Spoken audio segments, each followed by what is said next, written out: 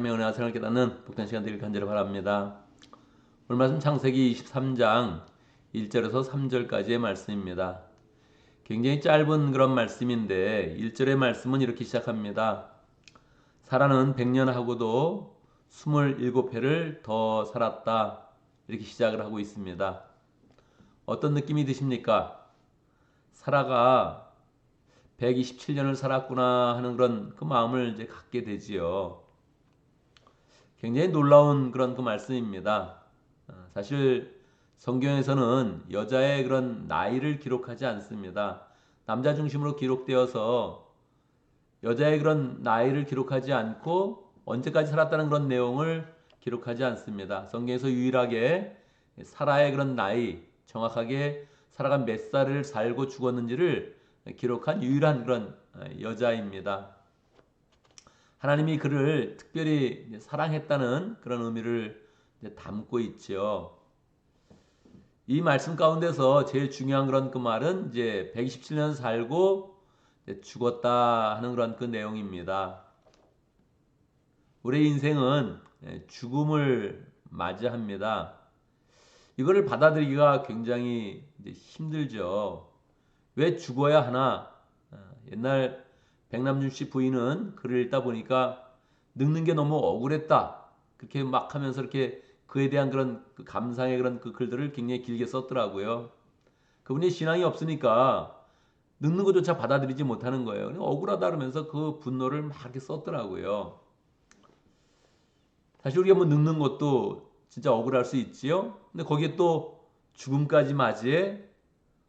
이거 너무너무 굉장한 그런 사건입니다. 왜 죽어야 하는가? 하나님이 아담에게 첫 번째 주신 그런 그 말씀 가운데 죽는다는 그런 그 내용이 나와요. 선악과를 먹지 말라. 이것을 먹으면 네가 죽으리라. 원어에서는 죽고 죽으리라. 한글 번역에서는 정령 죽으리라. 그렇게 이제 번역이 되어져 있습니다. 그러니까 하나님의 그런 그 말씀 가운데에서는 우리에게 죽음에 대해서 경계하고 또 죽음을 피할 수 있도록 영생의 길로 나갈 수 있도록 정확하게 이제 말씀을 주고 있는데 그 말씀을 이제 못 지킨 거죠. 하나님의 말씀을 어기고 이제 불순종한 겁니다. 사실 하나님이 이제 생명의 근원이고 생명의 원천이기 때문에 하나님하고 멀어지는 것이 죽음입니다. 하나님하고 멀어지는 것이 죄이고 하나님하고 떨어져 가면 그 어둠 가운데 있다 그냥 뭐 죽게 되는 거예요. 그냥 저절로 죽게 되는 거예요. 나 안 믿었는데도 살았는데 뭐 그렇게 주장하는 사람도 있겠지만 그게 몇 년이 가겠어요. 한시적이죠. 암만 주장해도 이제 한시적이죠. 우리에게 죽음이 있다는 거, 이게 참 이게 좀 낯설기도 하고 생소하기도 하고 정말 어려운 것이지요. 왜 사람에게 죽음이 있었을까? 첫 말씀 가운데서 네가 이 나무의 실과를 먹으면 정령 죽으리라 이렇게 말씀하셨는데 하나님의 말씀을 어기면 불순종하면 죽음이 우리에게 이제 찾아온단 말이에요. 근데 뭐 우리에게는 마음 가운데 뭐 하나님의 말씀을 어긴다고 뭐 또 이렇게 죽게까지 하시나 뭐 이런 마음이 이제 드는데 하나님의 이런 계획은 이제 굉장히 큰 것이어서 우리가 이제 불순종하는 가운데 죽음을 경험해도 다시 하나님의 그 은혜의 그런 손길 가운데 영생의 길을 열어놓고 이 죽음이 우리의 그런 삶 가운데 하나님의 말씀이 되고 죽음 자체가 우리의 그런 삶 가운데 이제 계시가 되게 하는 겁니다. 그래서 우리의 그런 삶 가운데 이제 하나님의 계시가 많이 묻어져 있는데 이 죽음이라는 것을 우리가 받아들여야 되죠. 죽지 않는다면 사람이 얼마나 교만하겠습니까? 죽지 않는다면 사람이 뭐 또 겁날 게 또 뭐가 있겠습니까? 예. 그러니까 하나님이 이 죽음을 통해서 우리에게 명확하게 인생의 한계, 우리 존재의 한계를 명확히 나타내고 그 가운데 하나님을 바라볼 수밖에 없는 영생을 반드시 소망해야 하는 그런 존재로 우리를 이제 세워주신 것이죠. 그러니 결국은 죽음까지도 우리의 그런 삶 가운데 기쁨으로 받아들이고 그 속에서 이제 하나님의 은혜를 발견하는 그런 삶으로 이제 나가야 되죠. 나이가 들면 이제 가끔 뭐 나 죽는 것도 겁나지 않아. 이제 그렇게 이야기하는 사람도 있고 뭐 나이가 들면 이제 정리하고 이제 가야죠. 뭐 그렇게 이야기하는 사람도 있습니다. 그런데 정작 나이가 들면서 정말 정말 두려운 게 무엇일까요? 모든 사람이 정말 고민스럽고 너무너무 고통스럽고 생각만 해도 견디기 힘든 것이 무엇일까요? 대부분 우리 젊은 분들은 이제 우리 교회에 젊은 분들이 좀 많아서 이걸 뭐 잘 못 깨달을 수도 있는데 아직 뭐 이걸 깨달으려면 한 10년, 20년 좀 더 이제 걸릴 수 있겠지요. 이게 다 설문으로 나온 건데 설문조사로 이제 나온 건데 나이가 들면서 가장 두려운 게 뭐 여러 가지가 있습니다. 여러 가지가 있고 나이가 들면서 이제 괴로운 게 여러 가지가 있는데 가장 그냥 생각만 해도 고통스러운 거 이게 뭐냐? 배우자의 죽음이랍니다. 배우자의 죽음. 저도 그래요. 저도 생각해 보면 내가 먼저 죽어야 될까, 아내가 먼저 죽어야 될까 생각해 보면 조금 약간 이렇게 결정을 하라 그래도 잘 결정하지 못할 것 같아요. 예. 뭐 아내가 먼저 죽으면 그것도 고통스럽겠죠. 내가 먼저 죽으면 내가 먼저 죽으면 나의 죽음을 바라보면서 괴로워하는 아내의 모습을 생각하면 그게 또 고통스러운 것 같아요. 굉장히 어려운 거죠. 예. 오늘 말씀 가운데 이러한 고통을 보여주는 겁니다. 그냥 읽으면 사라는 100년하고도 27회를 더 살았다 하고 끝나는 건데 죽은 거 아니에요. 120년을 살고 사라가 죽은 것인데 이게 진짜로 이렇게 고민을 해보면 야, 부인이 죽었을 때 어땠을까? 남편이 죽었을 때 어떨까? 우리 가운데 그런 일이 아직 없어서 너무너무 감사하죠. 제가 뭐 목회하는 동안에 계속적으로 그런 일이 없으면 참 좋겠습니다. 근데 결국은 우리가 장례식을 한번 치르게 되는데, 근데 그때 가서 배우자를 잃은 사람에게 뭐라고 이야기를 할까? 뭐라고 위로의 말을 할까? 과연 위로할 수 있을까? 과연 나는 그 장례식을 집례해서 예배를 드릴 수 있을까? 생각만 해도 제 마음 가운데 가슴이 그냥 덜컥하는 그런 그 마음이 들지요. 예. 어느 가정이나 이 핵가족 시대에 어느 가정이나 배우자의 그런 죽음을 어떻게 받아들일 수 있겠어요? 어떻게 받아들일 수 있겠어요? 야, 한쪽이야 반쪽을 완전히 잃어버린 그 상실감을 어떻게 이제 감당할 수 있겠어요? 두려운 그런 그 마음이 정말로 들죠. 그렇지만 그 두려움 가운데 다시금 하나님이 열어놓으신 영생의 길과 계시를 우리가 받아들일 준비를 이제 해야 되는 거죠. 죽음이라는 것은 우리의 그런 삶 가운데 늘 옆에 있고 가까이에 이제 있죠. 성경에서도 굉장히 많이 이걸 기록하고 있어요. 예. 죽었다 이런 그런 표현은 한 800번 정도 이제 나옵니다. 예. 그리고 또 그냥 죽었다가 죽음 이런 단어도 한 400번 정도, 400번 넘게 나오고요. 예. 뭐 죽었다, 죽음 이 두 개를 합하면 한 1300번 정도 나오거든요. 우리가 1년에 성경을 한번 통독한다면 적어도 한 5번 정도, 한 4번 정도, 4번, 3번, 4번 정도는 우리가 확실하게 이거를 보게 되죠. 그냥 성경을 통독만 하면 죽었다, 죽음 이런 단어를 우리는 이제 맞이하게 되는 거예요. 거기에 더 나쁘게 죽였다, 킬 이런 단어를 하면 이것도 500번 가까이 또 나오거든요. 그러니까 죽고 죽이는 일들이 그냥 우리 그런 삶 속에 늘 있는 거예요. 우리는 뉴스를 자세만 보면 늘 그런 게 있잖아요. 근데 그거를 우리가 무시하고 이제 사는 거죠. 무시하고 사는 거죠. 성경도 정확히 이야기하는 거예요. 오늘 아브라함이 그의 아내를 잃고 이랬으면 어떻게 될까요? 바로 이어가면 2절에 보면 사라를 생각하면서 곡을 하며 울었다. 그렇겠죠. 그렇겠죠. 함께 살았던 그 부인이 죽으면 막 눈물을 흘리면서 곡을 하면서 울겠죠. 울겠죠. 이런 상황이 우리도 올 것입니다. 그냥 한번 마음 준비를 항상 늘 하면 좋겠어요. 그 가운데 우리가 겸손하고 죽는 존재니까 너무 너무 나쁜 일 하지 말고 상처 주지도 말고 좋은 거 생각하고 소망으로 나가고 하나님의 일을 하고 사명으로 살고 이런 거에 더 열심으로 이제 살아야 되죠. 근데 어쨌든 이게 맞이한다. 이거를 생각할 때마다 저도 목회자로서 안타까움을 갖습니다. 저희 가정이나 모든 가정에 동시에 일어날 일이니까 이제 안타까움을 이제 갖죠. 이 전체 창세기 23장은 이제 사라의 그런 죽음으로 시작돼서 죽음으로만 마치진 않죠. 이거 하려고 성경이 이야기하지는 않죠. 그러나 이 죽음 자체를 우리가 한번 깊이 이제 생각해 봐야 되고요. 그 가운데 3절의 말씀에 보면 아브라함이 죽은 아내 옆에서 물러나서 햇사람에게로 가서 말하였다. 그렇게 이제 이어지고 있죠.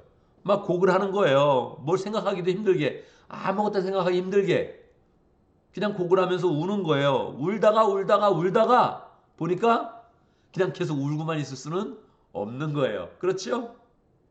그렇잖아요. 우리가 너무 슬퍼서 우는데 상실감에 좌절감에 우는데 계속 울고만 있을 수는 없잖아요.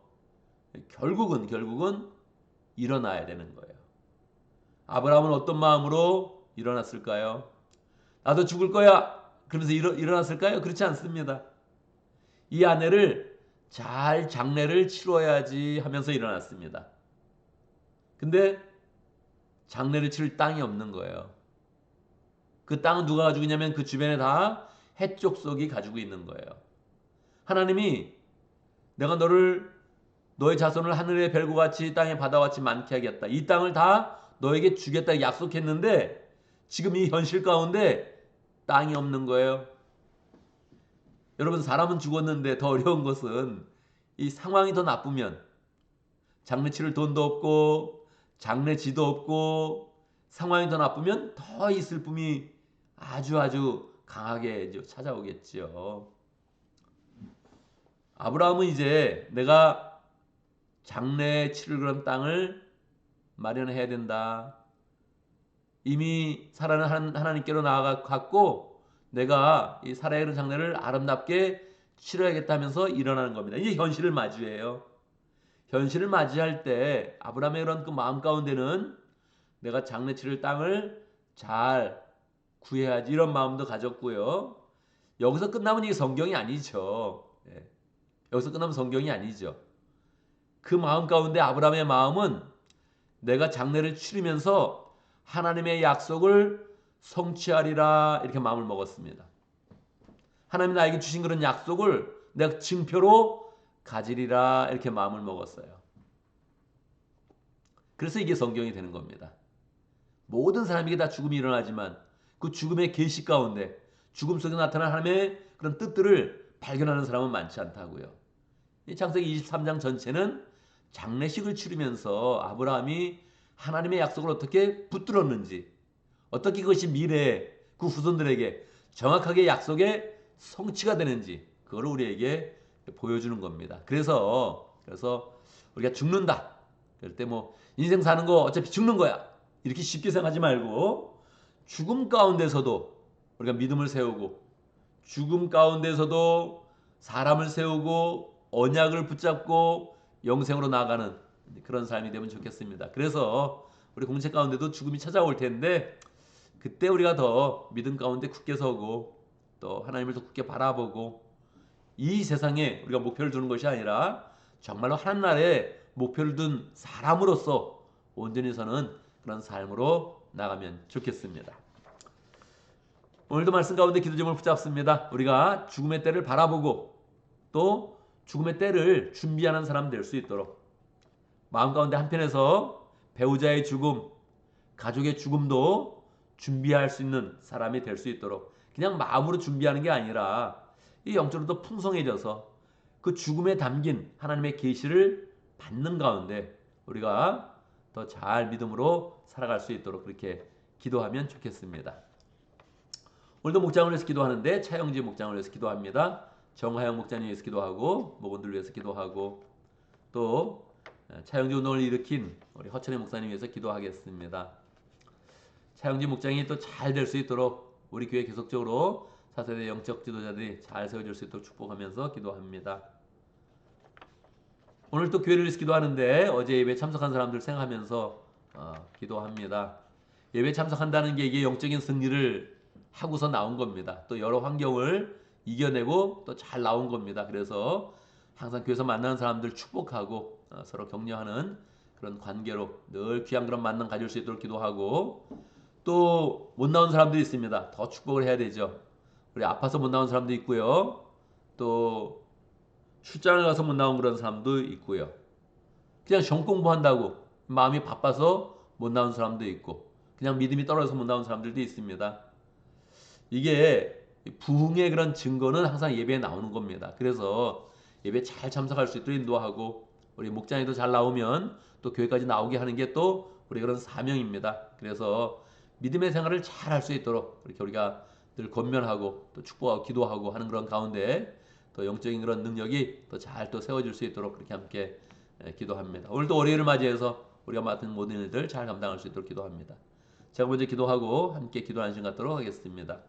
하나님, 우리 가운데 인생을 허락하신 거 감사합니다.